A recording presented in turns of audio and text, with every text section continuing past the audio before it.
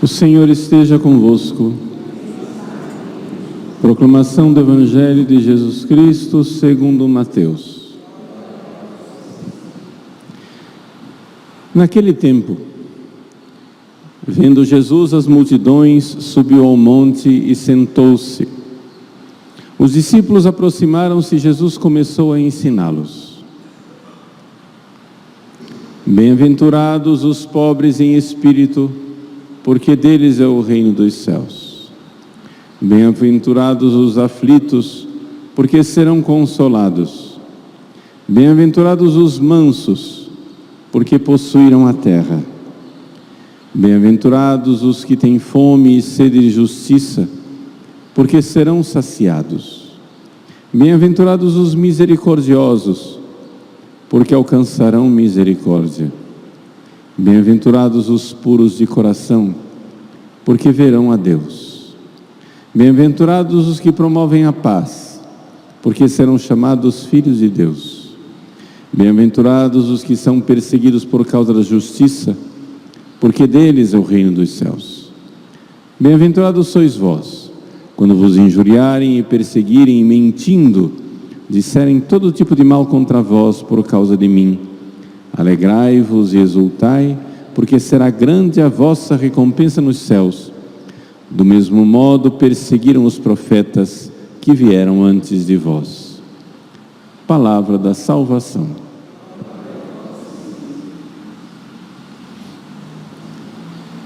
Meus queridos irmãos e irmãs, hoje temos uma intenção especialíssima para essa Santa Missa, que é a ação de graças pelos 2 anos de fundação e instalação do Carmelo de São José, na nossa Arquidiocese de Cuiabá. Agora de manhã, o nosso arcebispo emérito, Dom Milton, está no Carmelo, juntamente com o povo de Deus, dando graças por esse momento, por esse tempo tão importante. E, ao mesmo tempo que isso é para nós fonte de alegria, é também fonte de missão. Por quê? Porque nós temos que nos recordar que as irmãs estão morando de forma provisória na casa de retiro da diocese e nós temos um Carmelo por construir. Ou seja, é a nossa missão como cuiabanos, varzegrandenses e como matogrossenses, porque é o único Carmelo do estado de Mato Grosso. Qual é a importância de um Carmelo? É importante a gente enxergar isso. Vejam, nós somos salvos pela graça de Deus. Ou seja, o amor de Deus consiste nisso. Deus nos amou por primeiro. Deus deu o primeiro passo sempre. Ninguém, absolutamente ninguém merece a graça primeira. E é muito simples de entender isso. Antes que a pessoa existisse, Deus já a amava. Vejam, por exemplo, Nossa Senhora. Qual foi a graça primeira que Nossa Senhora recebeu? A sua Santa e Imaculada Conceição. Ela mereceu isso? De jeito nenhum. Por quê? Porque para ela merecer a graça que ela recebeu no momento da sua concepção, ela precisava existir antes, o que seria uma contradição. Ou seja, no primeiro momento de sua existência, ela foi agraciada. Isso quer dizer que Deus já a amava antes de ela existir. E assim por diante. Não vou entrar aqui em detalhes, por exemplo, a respeito da alma de Jesus, que Ele é Deus, embora a alma tenha sido criada, mas não quero complicar as coisas na cabeça de vocês. O que eu quero que vocês entendam é que antes que você existisse, Deus já amou você e escolheu você. Deus escolheu você e deu a você a graça da salvação. Você foi escolhido por Deus, agraciado por Deus. Ele deu a você a fé, Ele deu a você a possibilidade de ingressar no caminho da salvação. Se Ele não tivesse dado a graça antes, você não teria dado o primeiro passo na direção do amor, na direção da conversão, na direção da salvação. Mas uma vez que a gente recebe essa graça, uma graça eficaz, uma graça que nos deu o estado de graça, uma vez que você de fato largou os seus pecados mortais, com o propósito de não repeti-los nunca mais, deixou todos os pecados mortais de uma vez e para sempre, pelo menos no propósito, dali para frente, você que está em estado de graça, você recebeu uma graça também maravilhosa. É aqui que você vai entender que aqui é um Carmelo. Você recebe de Deus a graça de merecer. O que é isso? Jesus disse no Evangelho de hoje: bem-aventurados sois vós quando vos injuriarem e perseguirem e mentindo disserem todo tipo de mal contra vós por causa de mim. Alegrai-vos e exultais, porque será grande a vossa recompensa no céu. Existe uma recompensa.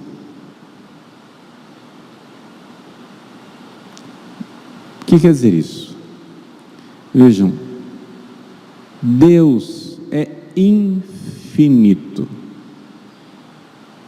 Acontece, porém, que nós, almas humanas, nós somos finitos. Nós somos limitados. Evidente. Por quê? Como que você vai pôr um oceano infinito dentro de um recipiente, por maior que ele seja? Nós podemos ser grandes ou pequenos, podemos ser pequeninos, como uma criança que acaba de ser batizada, que tem uma porção mínima da graça de Deus, ou podemos ser imensos, extraordinários, como a Virgem Maria. Seja como for, Deus se derrama em nossa alma, Deus infinito se derrama a nossa alma, e nós só podemos aproveitar essa graça de forma finita. E aí é que vem a maravilha de Deus. Deus, então, pensou uma forma de nós participarmos da sua felicidade de forma proporcionada ao amor com que nós amarmos neste mundo. Quanto mais você amar Deus neste mundo, maior será a sua glória no céu. Quanto mais você for preguiçoso, ficar se arrastando, não for generoso, você pode até entrar no céu, depois de um belo purgatório, por misericórdia de Deus, se você receber a graça da perseverança final, que é difícil para os preguiçosos receber a graça da perseverança final, é difícil para quem não é generoso receber a graça da perseverança final. Se você receber a graça da perseverança final e for salvo, a sua glória no céu será bem menor do que quem foi generoso. Você vai dizer assim: mas padre, Deus não trata todo mundo igual? Deus trata todo mundo igual. Nós é que não tratamos Deus de forma igual. Nós é que não correspondemos ao seu amor. Ou seja, Deus quer que nós sejamos muito mais generosos, muito mais bondosos, perseverantes, penitentes, piedosos, orantes. Deus quer. Mas e nós? Você vem me dizer que a glória do Padre Pio no céu, que durante 50 anos carregou as chagas de nosso Senhor Jesus Cristo, chagas dolorosíssimas, que enfrentou perseguições, calúnias, que operou prodígios e milagres que lhe custava muito em termos de generosidade, de penitência e de sofrimento. Você vai me dizer que a glória do Padre Pio vai ser igual à glória do Padre Paulo Ricardo no céu. Qualquer um enxerga o absurdo dessa proposição. Quem amou mais generosamente, recebe mais no céu.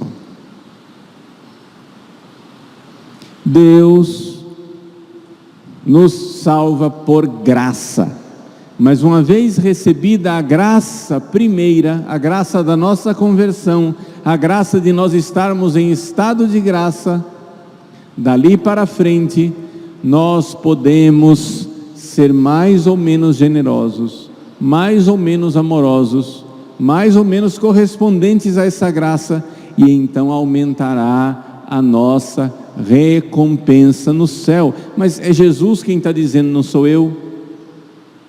E é também a própria lógica das coisas. Todo mundo que é católico vê no dia a dia que os santos, porque foram mais generosos e mais amorosos aqui na terra, são mais milagrosos depois de mortos. Por quê? Porque Deus ouve com mais abundância aqueles que mais o amaram aqui na terra. Amanhã nós vamos celebrar Santo Antônio. Si queris miracula, ite ad Antonium. Se vocês querem milagre, vão até Santo Antônio. Por que é que Santo Antônio é milagreiro? Bom, se você tivesse vivido todas as penitências generosas que Santo Antônio viveu aqui na terra, se você tivesse vivido tudo aquilo que ele viveu, você então teria igual glória no céu e Deus ouviria suas orações também. Então, meus queridos, nós temos a graça de merecer. Deus, tudo é graça, inclusive a graça de merecer. Inclusive a graça de corresponder a Deus. Ou seja, eu posso corresponder a Deus com mais generosidade. Por que isso é graça? Porque se Deus é amor, Ele quer ter filhos de amor. Seria uma contradição que Deus, que é amor, quisesse filhos preguiçosos, egoístas, pouco generosos, tacanhas. Se Deus é generoso, Ele tem filhos generosos. Se Deus ama, Ele tem filhos que amam. Se Deus pensa em nós o tempo todo, Ele tem filhos que pensam nele e que querem servir a Ele, no irmão, na irmã. Essa é a participação na natureza divina. Então, meus queridos, vejam, nós podemos merecer. Isso significa também que não é somente Santo Antônio lá no céu que merece as graças. nós podemos fazer isso aqui na terra. E é isso que é um Carmelo. O Carmelo são irmãs que se entregaram generosamente a Deus. Elas se entregaram a Jesus, seu único esposo. Tudo bem, você casou, não é pecado casar. Mas elas escolheram Jesus, seu único esposo. São irmãs que escolheram o recolhimento da clausura.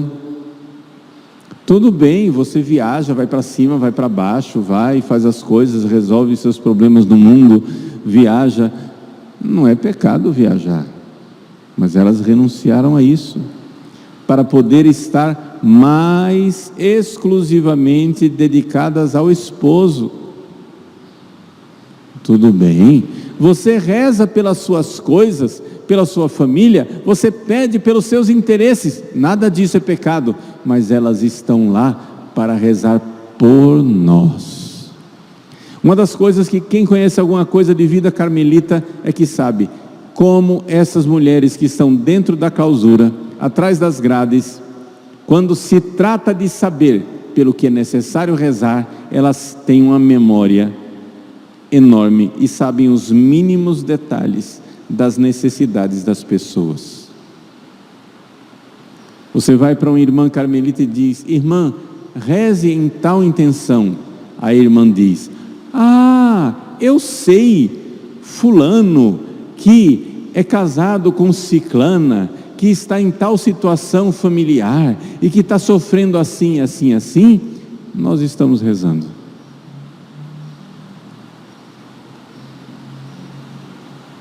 E rezam, não no geralzão assim, eu rezo por todos os pecados. Não, o amor não é geralzão, o amor não é uma abstração. Isso é uma coisa que eu aprendi com as carmelitas. Dedicar tempo à oração privada, para na oração privada rezar, interceder nominalmente por necessidades, e quanto mais específicas, mais eficaz a oração.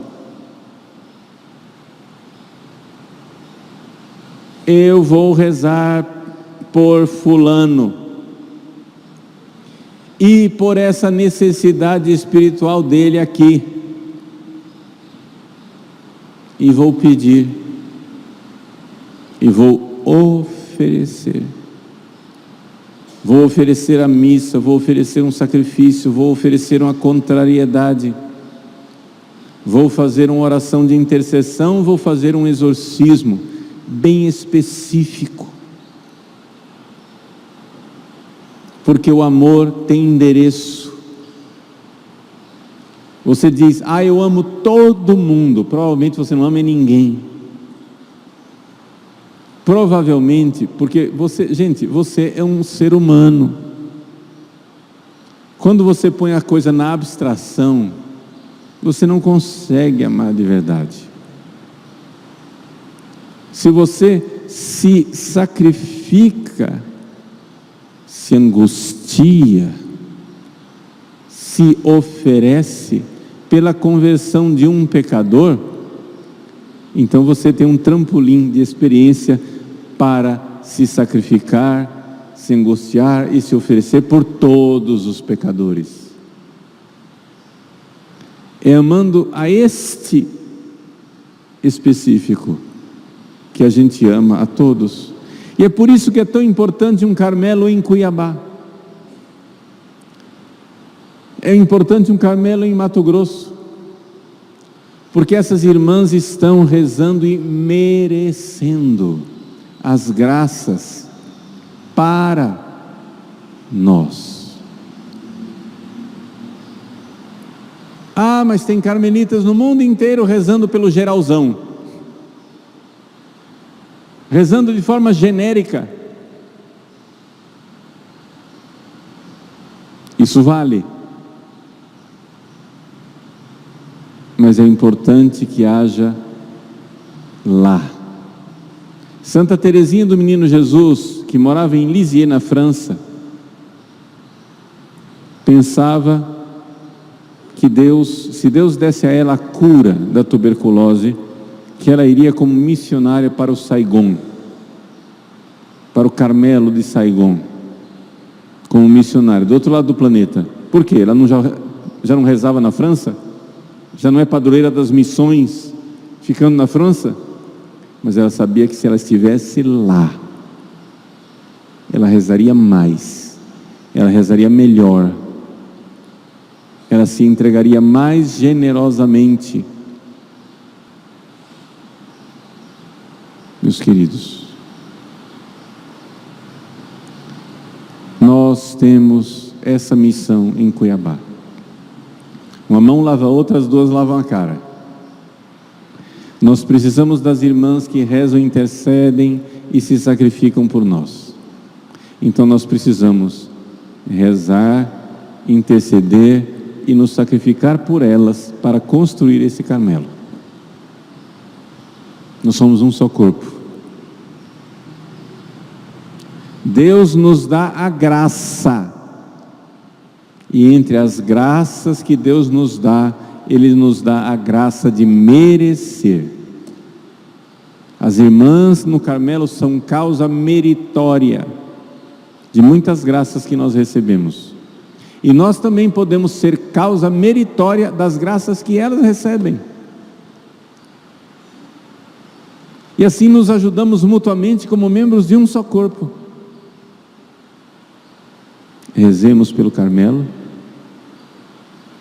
nos sacrifiquemos pelo Carmelo, generosamente vamos construir esse Carmelo. O tempo está passando, as irmãs têm tempo limitado na casa de retiro, elas não estão lá para sempre. Nós temos que começar a construir parede, de verdade. Então vamos lá. No céu nós saberemos o que de glória, o que de alegria, o que de felicidade para Deus e para os seus anjos e para nós foi ocasião essa construção do Carmelo de Cuiabá. Louvado seja nosso Senhor Jesus Cristo.